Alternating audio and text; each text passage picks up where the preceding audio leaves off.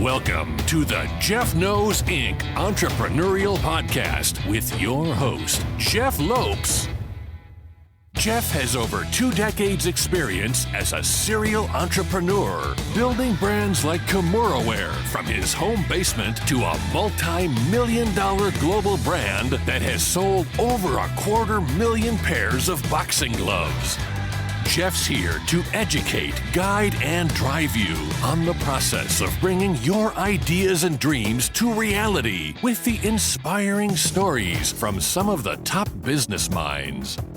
Welcome to episode 131 of the Jeff Knows Inc. podcast. I'm your host, Jeff Lopes. Super excited to have on today former WWE and WCW champ and the founder of Champion of Choices, Wildman Marc Mero. Great conversation, guys. Sit back and enjoy.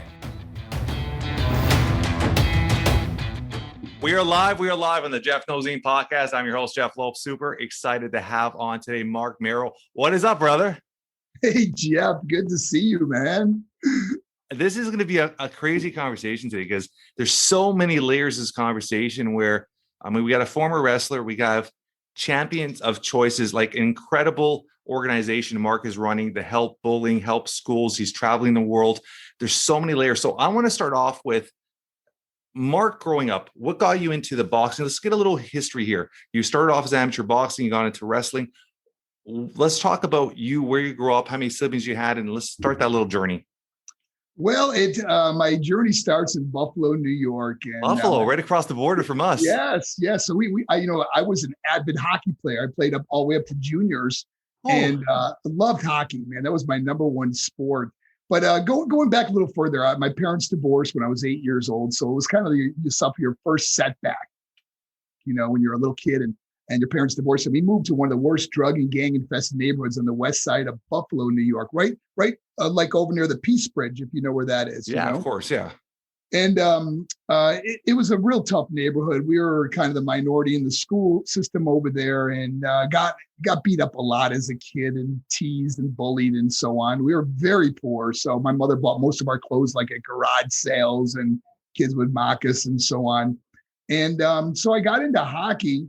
And my first experience with hockey is kind of a funny story because I loved hockey, but here's the problem. I didn't know how to skate. Okay. So they had tryouts for the hockey team. And when I went there, obviously I had all borrowed equipment, borrowed skates, everything. And I didn't know how to skate. So obviously when you don't know how to skate, your ankles really can't support you very well. And you kind of almost walk on your skates. So as I'm kind of walking around the ring, while kids are whizzing by me skating, they would hit the back of my skates where I would fall down, and they would laugh. And anyways, make a long story short, the only position I could play, even if I could even make the team, was goalie. So they stuck me in goalie, but they realized I had really good reflexes. Like I could make some saves, man. And even though I didn't know how to skate, I could make some saves, So all the kids that mocked me and stuff and picked on me. So anyways, we had 20 games that season. I had 13 shutouts. And at the end of the year, they had a banquet for the whole league. And they had all the trophies for first place and second and different scoring titles and different trophies. And the last trophy was an MVP for the entire league.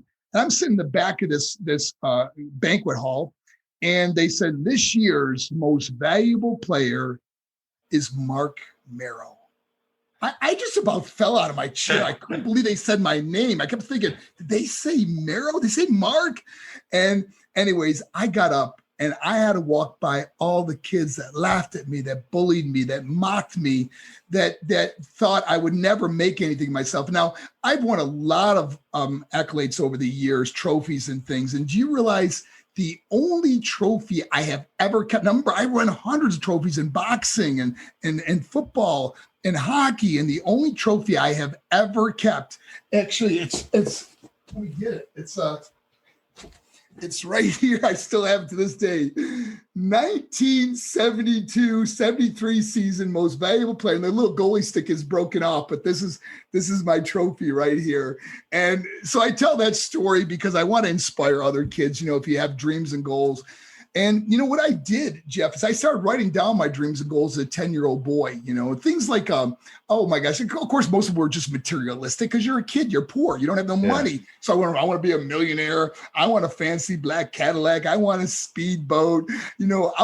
And I said, I'm going to be a professional athlete. I wrote it down. I still got it in my little journal that I have from when I was 10 years old. I bring it to my presentations to show people to this day. And one thing I wrote that was really amazing was I was going to win Rookie of the Year because back in 1972-73 season, Gilbert Perreault won Rookie of the Year for the Buffalo Sabres. And I was a huge the French Connection line. Yes, and I was a huge French Connection line fan and love those guys, but Gilbert Perreault was my favorite. So he won Rookie of the Year that year. And so I wrote down, I'm going to win Rookie of the Year, So anyways, fast forward now, I become an all-star in football, all first team, all county. I played junior hockey for the Syracuse Stars. We had a great team and we played the Niagara Falls Sharks. And so we played a lot of top teams. And I was a standout in hockey. I really thought hockey would be the sport I would go professional. I was also end up in the penalty box quite a bit. I was a fighter on the ice. Okay. I was not afraid of anybody. And so in the off season, I would go to the boxing gym to work on my punches and hit the heavy bag and stay in shape, And long story short was one of the trainers saw me and he said, you ever think about getting a match or, boxing match? And I said, I'll fight, man. Why not? So he enters me. How old were you at this time? I was, let's see, at that time it was right after my last season. So I was 19. Okay. And he enters me in the New York State Golden Gloves, Yeah. And the first match I win, knock the guy out. Next match, knock the guy out. Anyways, I go on to win the whole New York State Golden Gloves. And I'm like, damn, I'm a really good fighter. Then I win more and more matches, more tournaments. I won the state AAU. I won remember the Empire State Games? Yeah. I won the gold medal in the Empire State Games.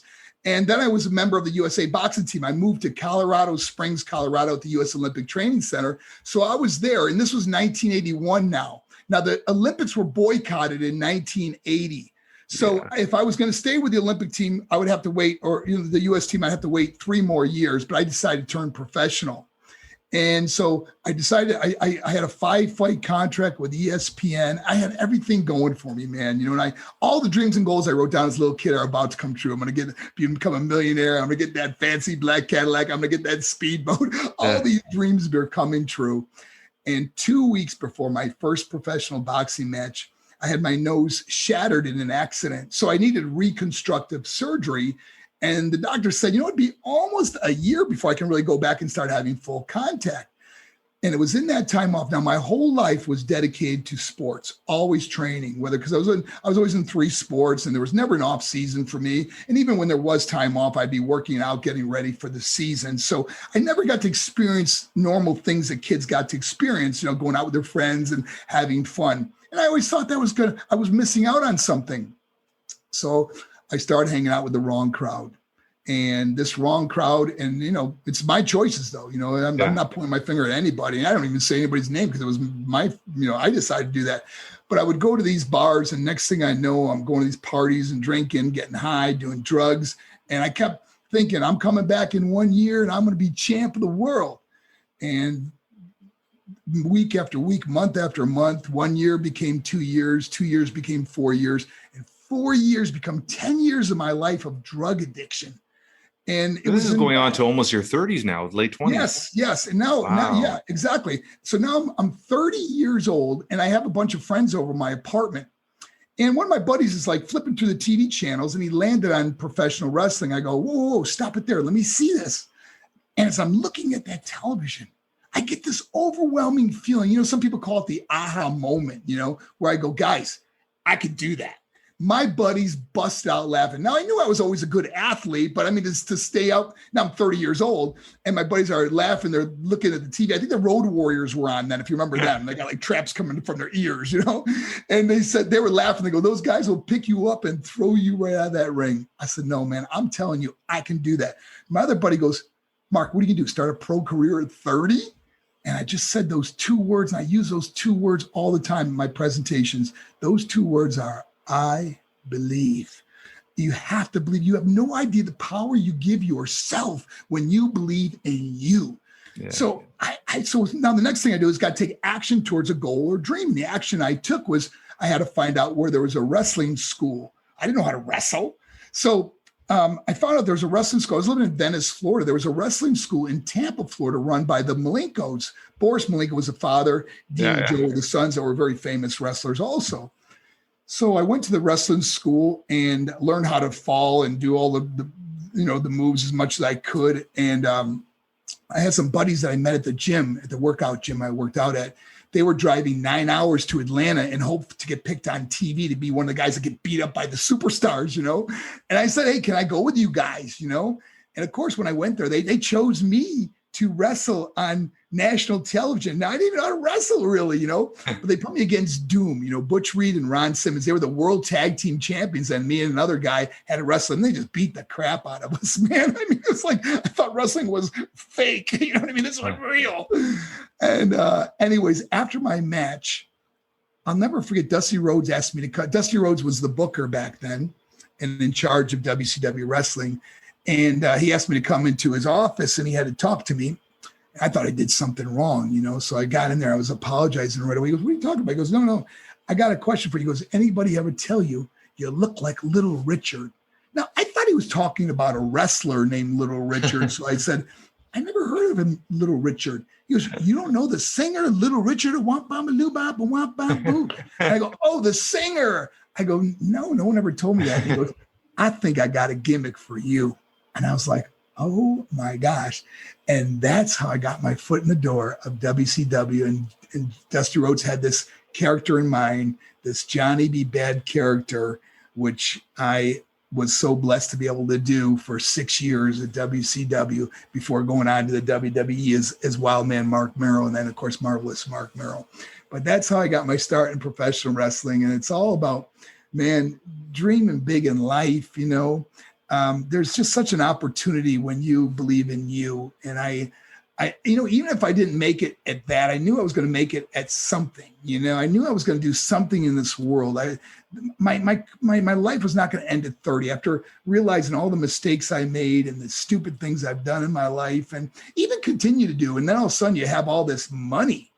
And sometimes when you get a lot of money very quickly, I mean, here I am making 6 figures my first year, and it doubles the next year, and you're making more money. And there's merchandising and all kinds of, and you just start making mistakes. Like no one teaches you how to handle money or how to invest properly, and that's what was so important for young people when they I talk about that all the time, all the time. I squandered and lost so much. I went from being a multi-millionaire to losing it all and starting all over again.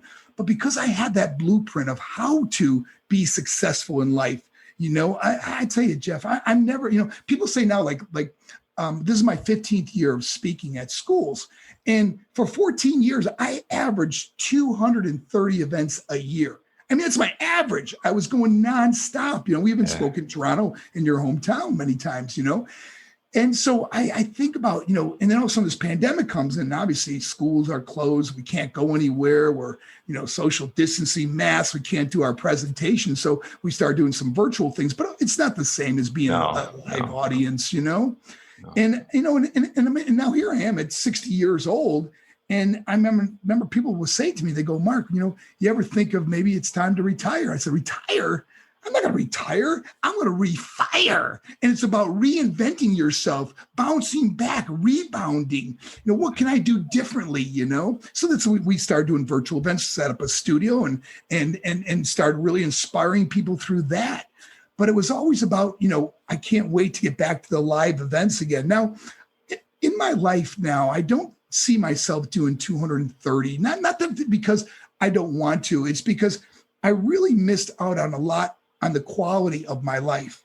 People don't realize, like, every presentation we do at a school or a community event or something, or a church, we receive about 100 messages from students or parents. And most of the messages we get, many will say how great the presentation is and how it changed their life. But we get so many that are people that are suffering from depression, anxiety, suicidal thoughts, divorce, broken hearts, whatever it is. And you take on a lot of pain. And it affected my own life. Could I stop you? Just for the audience to know,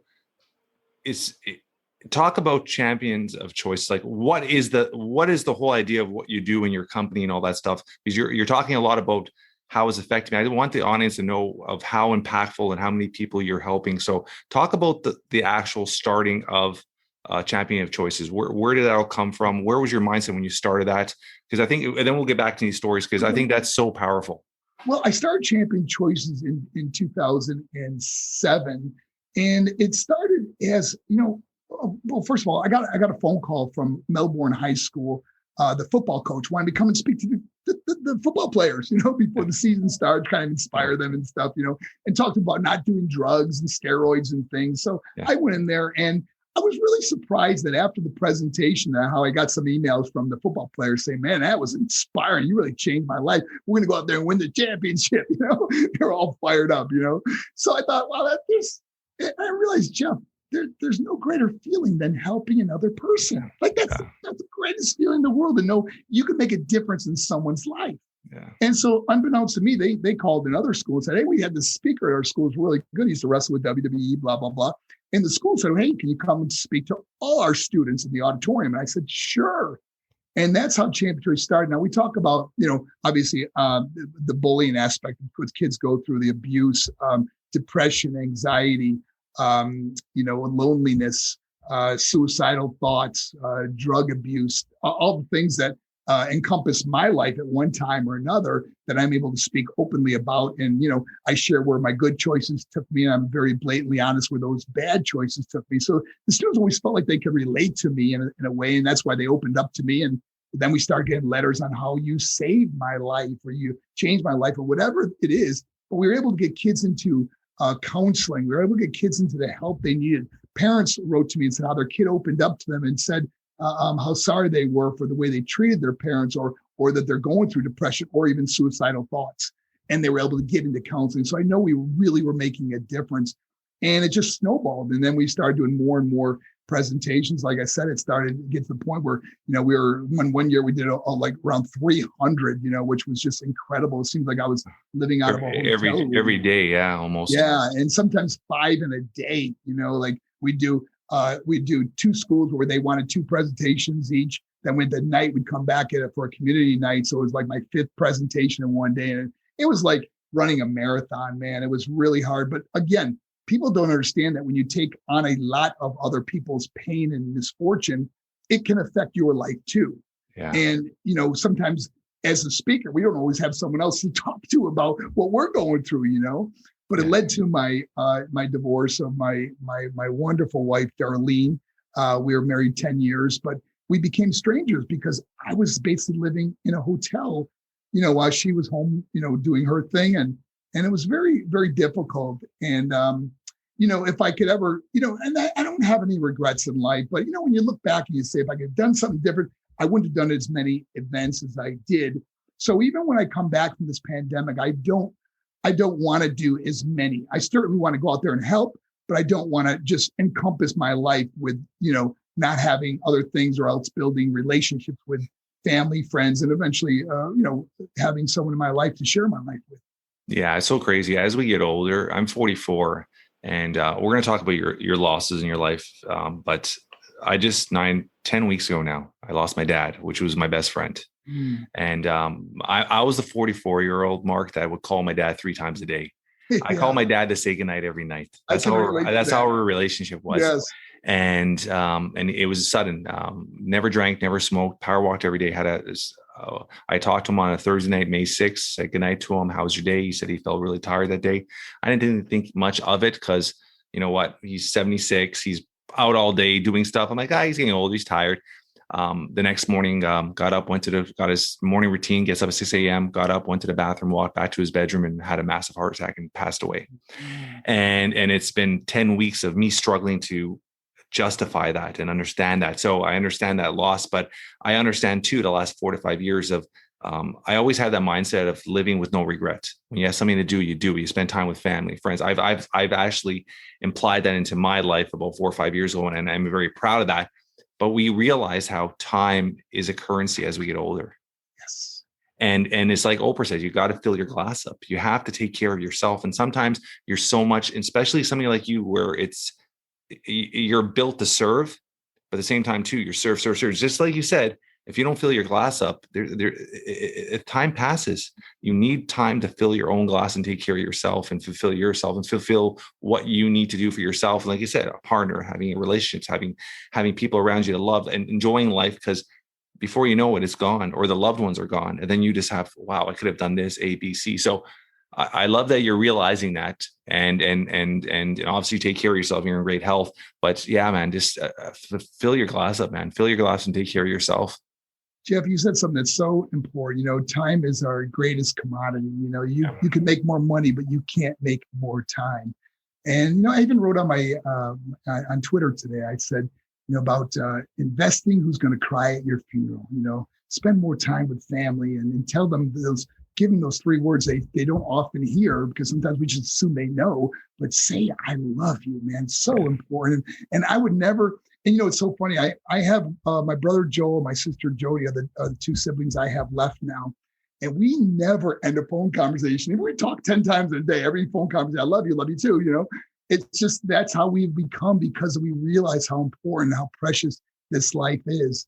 And it's just a blessing. But hearing your story about your dad, I had the same relationship with my father. My dad worked my corner in boxing, and I don't know if you get a chance, but if you go to my YouTube page, you see the story about my dad and one of our boxing matches I share about him. He passed away holding him. I was holding him in my arms when my dad passed away, but we had the same relationship. And how old were you when your father passed away? Let's see. I was 39 when my dad passed on.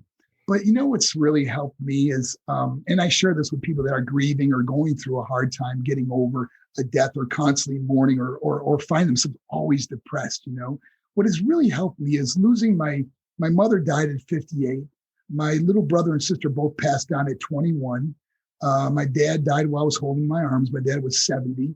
And I think about, if I was constantly mourning or constantly depressed, I think about if they were alive, or if they could see me now, how hurt they would be seeing a person they love so much. They'd be like, Mark, get over it. Live your life. Live a victorious life, Mark. You're breaking our heart seeing you like this. And it really helped me thinking, my mom would be, Mark, get up and get out there. My dad would kick me in the butt. Come on, Mark. I could just hear their voices, so it really helped me. Of course, we all have our time of mourning, it's natural. And some people, it takes longer than others. But man, I meet some people that are talking about, years or even decades of not being able to move on with their own life because they constantly mourn for the person that's gone. But if they could hear that person's voice, they'd say, come on, man, live the life. You have the opportunity to live this precious life. Don't miss the opportunity. And that has really helped me. Yeah. I'm gonna briefly just bring on to one topic that I read and about you. And it'll just be brief. And you had come up with a list of 25 athletes that drugs had taken a part of their careers and stuff like that. Do you have any regrets coming out with that list, or is something that when you did that list, was that something where, because you always have those mindsets? Yeah. Did you ever go back and think in your head, like, should I have done that? Should I have not have done that? Well, the list was really to inform people of how tragic this was. I mean, many of them died under 40 years old. Oh, it's just crazy. It's crazy because I haven't watched wrestling in years, but I mean, I grew up watching the whole WWF when I was a kid, Saturday night and stuff. And you look at the list of those athletes that were stars on TV that are no longer with us. It's insane. Now, many, I want to just share this. Those, not all died from drug overdose. Many were listed as heart attacks or even suicide, some of them, Yeah. So when I look back on that list, it's really a list to just to show how much of a need we had in industry change. And, do I look back with regrets? Absolutely not. I look at what's happened since I spoke Amazing stuff. So first of all, WWE, we very seldom see a wrestler dying of a drug overdose now because they have some of the strictest Olympic drug testing. Yeah. And here's another thing that happened because of me and some other people that spoke out, was anybody that's ever been in a WWE ring gets free alcohol and drug rehab. I mean, let's say I fell down tomorrow and became a drug addict, I can go to any rehab and the WWE would pay for it for how long it took. So many guys have taken advantage of this program, and some over and over again, and the WWE has stood up and taken care of it. So I look at those changes that are just instrumental in helping that. And so many things that I was blessed to start or have been a part of that have been, instrumental now to help and save lives. I mean, who knows how many lives could have been, or maybe were saved because of people like myself and others that have spoke out. And many people I'm blackballed from the industry. I'll never be invited to a WrestleMania or never be able to get into anything like a Hall of Fame or anything like that. But I will never regret the things I stood for in my life. You got to be proud of who's looking back at you in the mirror every day. I love that. I love that. Talk about wrestling. Name a couple individuals that were a huge part of your career, and give me a little one or two little stories of something that happened, either a wrestling match or something behind the scenes that it just really just puts a smile on your face. Well, I mean, some of my favorite guys to work with are some of the guys I work with over and over again, like maybe well over 100 matches, like Stone Cold Steve Austin, Triple H, DDP, Flying Brian, Steve Regal, some guys that, and then there's I'll give you one thing that was really, I'll give you a couple that are really fun stories. Was when I was younger, I would watch Ric Flair on television, and he'd always put his hands out when he went to grab his hands. He'd go, woo, and he'd do something like that. He would strut, So now fast forward to, I'm wrestling Ric Flair in the European Cup in Germany. Okay. And all of a sudden, Rick, and first of all, Rick barely talks about his matches. Like, you don't go into Nick Justin and go, okay, what are we going to do? Like, he's just that good, But I'm so nervous wrestling Ric Flair. I'm kind of new in the business, and I'm just learning how to wrestle myself. And so he puts his hands out to me like this, and I'm thinking, okay, he wants to like kind of lock up and grab hands. I go to grab him and he pulls away and he goes, woo! It was like the flashback of me sitting in my living room watching Ric Flair. It was like deja vu, man. Like, I've been here before, man. It was so cool. So anyways, here's another funny story. Was one of my favorite guys to wrestle, which was almost like being in a real fight, was Diamond Dallas Page.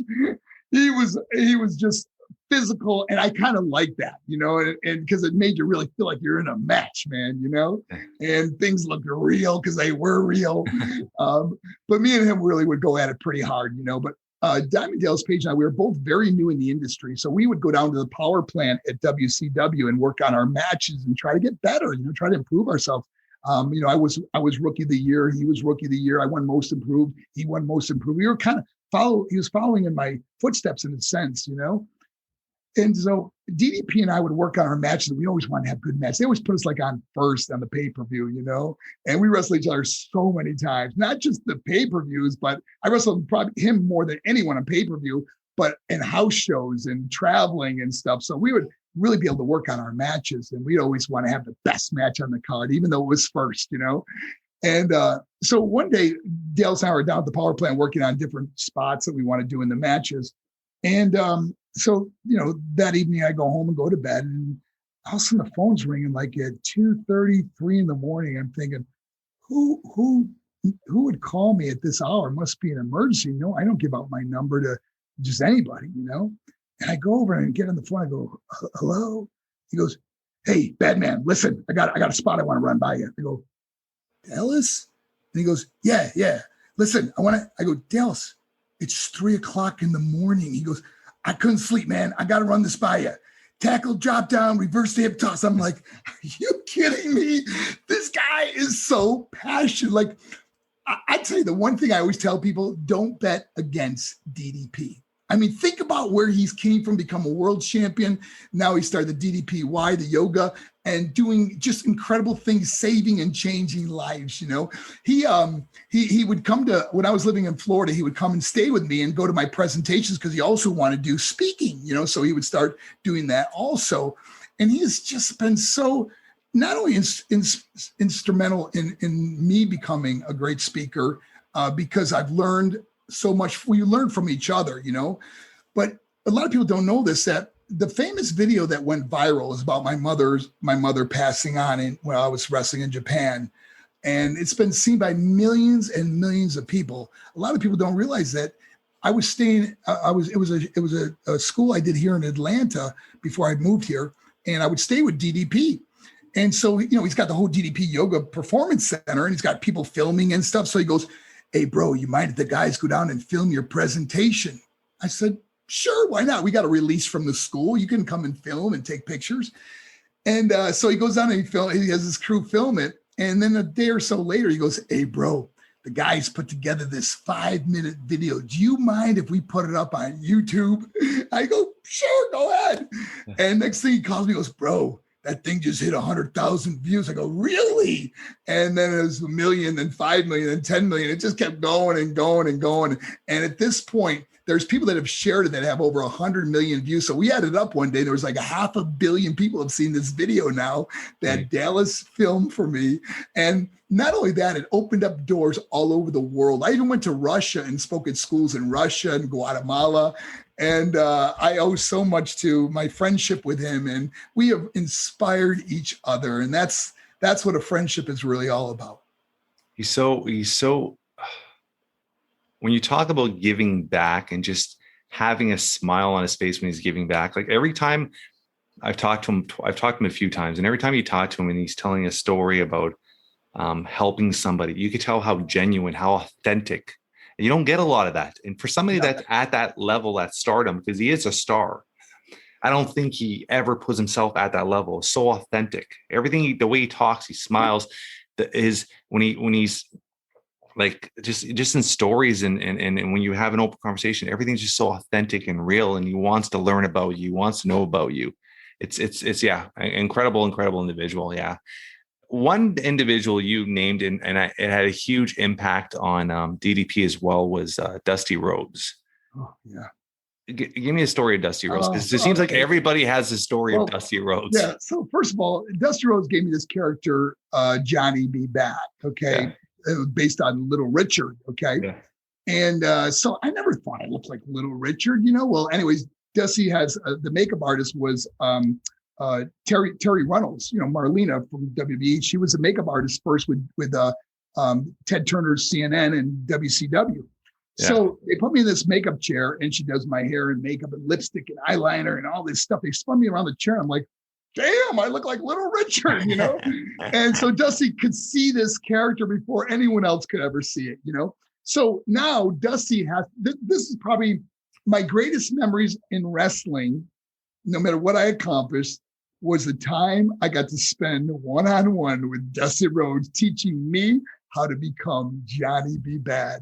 And he goes, "Okay, so this is what I want you to do.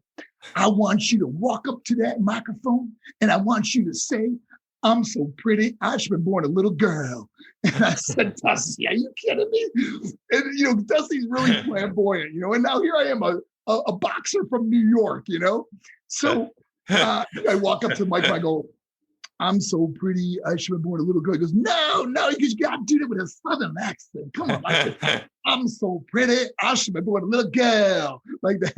And finally I get it down. He goes, "I love it." And we'd be laughing so hard. Then we come up with the lines, "I'm a bad man." And then he goes, "So here's your thing. Your finish is going to be that knockout left hook because you were a former boxer." And he goes, "We'll call it the Tutti Frutti. So I kick your booty with my Tutti Frutti." And these are the things we get laughing so hard. He just hugged me and we'd be just laughing on holding each other, laughing. It was like, those are memories that I will cherish forever, because he would always work with me before the shows, or, I get there a little early and he'd help me with my wrestling. And there's so many people that I can list that they put me with. Like, I didn't really know how to wrestle. Remember, I'm thrown out there, and one of the pay-per-views I'm wrestling Sting. I almost passed out just thinking I'm going out there to wrestle Sting. I didn't even know how to wrestle, So they put me, and so they put me on the road with guys that were really talented, that had been in the business for a long time, like Steve Regal or Triple H, who was Paul Levesque back in WCW. There's Raven, Scott Levy, so many guys that have helped me. Ricky Morton on the road that would teach me and help me and to become a better wrestler. And I did it. And then going to the power plant on my off days. So I eventually become like most improved wrestler because I finally learned, Arn Anderson said, I would say, that I don't know the difference between a wrist lock and a wristwatch. He was one of the funniest guys, man. Quick Arn Anderson story. Okay. We were doing a boxer versus wrestler match. And I think it was Nick Patrick that was our referee. I'm pretty sure it was either him or Pee Wee. I can't remember which one, but he does a break and he said to me, he goes, Arn told me to tell you. Now, this is in the match, live audience, because Arn said, punch him in the face as hard as you can. And I'm thinking, why would I ever punch him in the face? I go, why? And he goes, because he said your working punch is killing him. So in other words, I couldn't pull the punches very good. And he just said, just knock me out, man. And that was Arn. Arn was one of the funniest guys in the locker room, one of my favorite guys to work with too. And of course, the matches with Stone Cold, with Flying Brian that are classics that I had, which I will always, be blessed to have worked with such great talent in my life. You put your body on the line a lot. Like if you see your past matches stuff, like a lot of aerial, a lot of jumps. How much wear and tear? Like how many injuries? What was your worst injuries? Like how much time did you have off? Because obviously wrestling is entertainment, but when you get a 200, 250 pound, whatever you are, jumping off a rope and no matter what, you're going to get hurt. So what was your worst injuries and how was your mindset when you started doing those aerials and those things? Like, was there any like, oh my God, what am I doing? Is this right? Like, was there any hesitation when you first started doing those aerials and stuff? Well, when I was over in Japan at WCW, I seen the first time I ever saw a shooting star press. And when I was younger, I used to do all these crazy things off the diving board, double flips and, full gainers and, even the move that's called the marrow salt where you face one way, turn and jump and hit the diving board and flip out the back way. I would do that in the ropes, So I brought these moves. And when I went to WWE, I wanted to do something a little different that's never been done before in the WWE ring anyways. And that was called the Wild Thing, which is really the shooting star press. So I figure I can't practice this in the ring because it's too dangerous and too painful. So I would go to my daughter's gymnastics school and I'd ask the coach if I could if I can go in the corner and just where the kids are working the mats or something, if I can go in the corner, just use a pommel horse and a crash pad and practice it because, and it was funny because all the kids would watch me do this, but I'm landing on my stomach. So these kids are laughing at me thinking, geez, this is crazy. You're supposed to land on your feet in gymnastics and I'm landing on my stomach because I want to land on the guy with my hands and my knees and a chest to chest, Yeah. So I learned how to do it now. I've never done it in the ring. I'd never even tried it in the ring. And I did it at SummerSlam against Goldust. And I remember telling Dustin before the match, we were walking through the match before the crowd ever got in there. And I said, I got this new move I want to try. He goes, well, what is it? I go, well, it's like a reverse flip. And he goes, well, how do I catch you? How do you land? I go, no, I'm going to like Samoan drop you in the corner. You laying flat like you're out. I'm going to go to the top rope and I'm going to do the flip and I'm going to land on each side of you, hands and knees, and our chests will hit each other. He looks at me and goes, are you crazy? And he goes, just go for it, man. And sure enough, in the match, I'm going for it now. It's SummerSlam. Packed audience, pay-per-view. I'm climbing the rope and I'm going, oh my gosh. Because people don't realize how slippery those ropes are. Because all the guys wear oil, so there's oil all over those ropes. And when you step up on there, it's very flimsy. In the WWE ropes were real ropes where WCW had cables, so they were real sturdy. WWE ropes were a little bit looser, So I'm thinking, oh my gosh, I got no choice but to go for this new move. And of course, I nailed it or got pretty close to having it perfect and not hurting him and not hurting me. And that's the key to doing that is not hurting the guy, So it was just fun trying new things and different things. And recently for my 61st birthday, I don't know if you saw it, but I had Dallas Page, Eric Watts, Ice Train, some of the guys from back in WCW came to my birthday, and we went up to this double-decker dock at Lake Lanier. And I said, I'm going to reenact. I haven't done these moves in 23 years. And of course, I did them off that top of the deck on my, it's on YouTube and Facebook and my other Twitter programs to show that I still got it after all these years. I love it. I love it. I love it. Health is a huge part of what you do, and obviously taking care of yourself. What's a daily routine for you? The key to really staying as healthy as I am in the kind of shape that I'm still in is eating. I mean, I often tell people that your body is your Ferrari for life. You only got one shot at this Ferrari, but if you had a Ferrari parked in your driveway and needed gas, what kind of gas would you put in that Ferrari? I mean, you don't care if gas is $5 a gallon. You're putting a high test premium in your Ferrari. But, we often treat our Ferrari like it's some Volkswagen or some, third hand-me-down car or something like that, And so when you treat your body like a Ferrari and you put the best food in it, I eat grain-free, gluten-free. I'm really smart about what I'm putting in my body, and it's really transformed my life, the way I think, my energy. And then I only work out 3 times a week. I do my workouts are about 30 minutes, full body workouts. And then once in a while, I do some DDPY, go over Dallas's plates. We do the yoga together. And so I just kind of holding back the hands of time, and as we know, there's Father Time is the undefeated champion, but I'm going down swinging.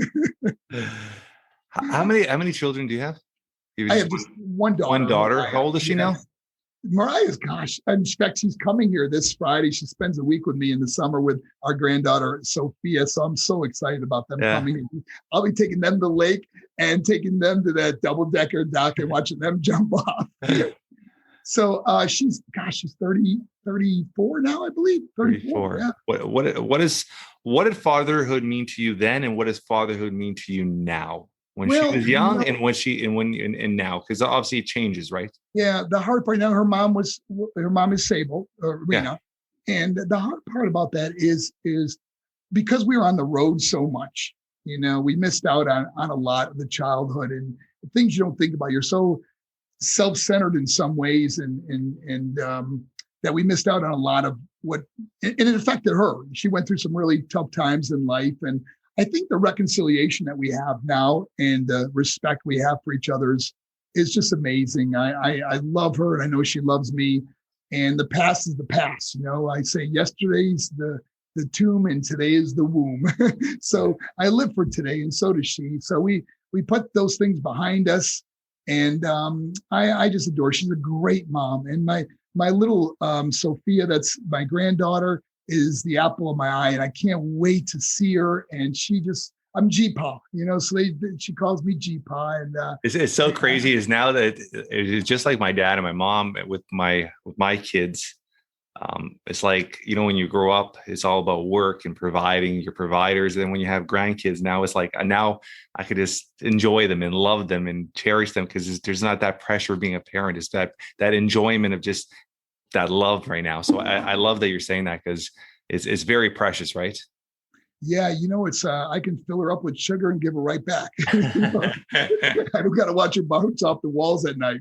I love it. I love it. It's just a blessing, and life is so precious, and I enjoy every moment, the time I have left. I really, Jeff, I realize we're all going to leave a legacy, and my legacy is not going to be wrestling or how big a car I had or nice a house I had or material things. The legacy I want to leave is the difference I was able to make in someone else's life. When they hear my name, they go, man, that guy really changed my life or really helped me through a situation or whatever. That's a legacy I really hope to leave.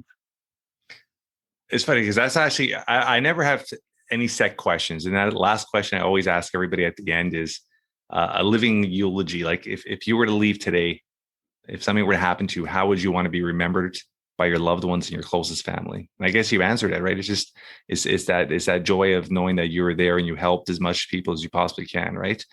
Well, and I also want everyone to know, and I often say this in my presentations, that we are the author of our story. And, some people out there that listen to this have had some bad chapters in their story, just like me. Yeah. But it doesn't mean it's the end of the story. Every day we have the opportunity to write a new page. And those new pages, they become our new chapters of overcoming adversity, not giving up, believing in yourself. Whatever that chapter is going to be, you are the author. And don't ever give up on your dreams, your goals, because I got to tell you, man, we pass failure on the road to success. Yeah, I love it. Have you taken pen to paper and write a book? I wrote a book, in 2010, I believe it came out, called How to Be the Happiest Person on the Planet. And it was my first book. So it's like you want to get the book out there. So you put out a lot of stuff that when you look back on your book, you go, oh, actually, what I found is more important than being happy is being content in life. Happiness comes and goes. We experience tragedies and hardships and broken hearts and things, and it comes and goes, and you can't be happy all the time. But the idea is being content. And I really found myself in a place of being content in life, where you could be in the midst of a storm and still being grateful and content and appreciate. Grateful. I love that. Yes, because we often we often take for granted the very things in life we should appreciate. And man, I appreciate conversations. I appreciate meeting someone at the other day. I was in Syracuse, New York for the Nationals for the car show. And I went into Wegmans because it was one of my friend's birthdays. I wanted to get her flowers and a card and stuff. So as I'm walking out of Wegmans, someone's following me and goes, "Mark Merrill?" And I turn around, I go, "Yeah." And she goes, "I can't believe you're in Syracuse. I watched your videos. You spoke at my daughter's school." And she's going, that's awesome. Awesome. And I thought, wow, that's a legacy I want to leave, man. That's the joy I have in my life, is to know that someone would recognize me for something good I did. Because we all make mistakes, man. Yeah. But yeah. Don't judge me for my past, man. I don't live there anymore. Is there any students that you've kept a relationship with, or anybody that you've helped change their life, or made such an impact that you've kept like contact with them over the years? Yes. And one of the amazing stories was she just posted it on her page yesterday on Facebook. So I can share this story. This young girl, I spoke at her middle school over 10 years ago. Oh, wow. And the day before I came to her school, she tried to hang herself and the rope broke. She put it on her ceiling fan and it broke. So she thought, I'm worthless. I can't even kill myself, So she goes to school the next day and she hears my presentation, and it changed her whole life. Well, now we become friends, and her parents brought her in to meet me at my studio where my office is when I was in Orlando, Florida. And a year ago, she had her first baby, a little girl named Izzy. And so we write this story about how that day changed her life forever. And now she has a baby. And it's just the joy that you see of someone that you made an impact on. And there's letter after letter and message after message of hundreds and hundreds, even thousands of people that wrote to me on how their life was changed from the presentation. I'm just sharing from my heart. I don't go up there with no notes or anything. It's just, this is my story. It's authentic. Authentic. Yeah, I love it. I love it. This has been an incredible conversation, brother. We've gone so many different directions. So I love it. And you've been very open and honest. Is there anything you want to leave with our audience? Well, I would love to hear from you. If you heard me from Jeff's podcast, please write to me. You can reach me, I'm on Facebook, Twitter, Instagram. Just Google my name. You'll find me. Of course, go to our YouTube channel, which is youtube.com, The Mark Merrill. And Mark is MARCMERO. And you'll see many of our videos that Jeff and I have discussed today. I love it. This has been an absolute pleasure. On our show notes, I'm going to put all the links. Get a hold of Mark. Now, quickly, we had just talked about that. Do you have any thoughts? Your story is so interesting, like an autobiography, or like there's so many layers here. Are you going to eventually put pen to paper and start writing again? I am. Okay, awesome. You need to. One more book that I hope really inspires people, because even since I wrote the first back, it's a roller coaster of life. 100%. Life isn't perfect. No. I never thought I'd go through a divorce or a broken heart or lose loved ones. And last year alone, I lost 6 very close people in my life, and when you lose that many people, you realize how precious every moment is. We're all going to die. And it's like there's a line of people. We're all, you never know when someone's going to be the last time you talk to someone. So I'm very hopeful that I can write another book. And I hope I meet you in person sometime. But come to Toronto, we got to hook up. All right. 100%. I'd love to take you around, man. This is awesome. I appreciate you, brother. Thank you so much. All right, brother. God bless you, man. Thank you, buddy. That's a wrap for today. I want to thank our guest, Mark, for being such an incredible guest, taking time out of his busy schedule to be here on the Jeff Knows Inc. podcast. If you guys enjoy this podcast as much as I have, like all weeks, tell your friends, tell your family, spread the word, leave a review. Myself and my team love spending time reading the reviews. Until next week, guys, keep moving forward.